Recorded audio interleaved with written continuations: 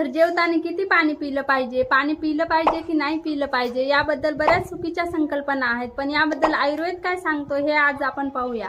तर आयुर्वेदामध्ये असे सांगितले आहे की तुम्ही जेवताना मध्ये मध्ये थोडं थोडं पाणी पिलं पाहिजे, जेणेकरून की तुमच्या शरीरातील दोष धातूंचा बॅलन्स राहण्यासाठी मदत होईल. आयुर्वेदात असे वर्णन आढळते की भोजनेच अमृतम वारी, म्हणजे तुम्ही भोजनाच्या जेवणाच्या मध्ये मध्ये जर घोट पाणी पित राहिलात तर हे अमृताप्रमाणे असते. सुश्रुत संहितेमध्येही असं वर्णन आढळतं की जेवणाच्या मध्ये मध्ये तुम्ही घोट पाणी पित राहिलं पाहिजे, जेणेकरून की तुमची जीवा म्हणजे जीभ स्वच्छ होईल आणि तुम्हाला जेवणाची अधिक रुची येईल. तर अशा प्रकारे जर तुम्हाला जेवणाच्या आधी पाणी प्यायचं असेल तर तुम्ही 30 ते 40 मिनिटं अगोदर जेवढी तुम्हाला तहान आहे तेवढं पाणी पिऊ शकता.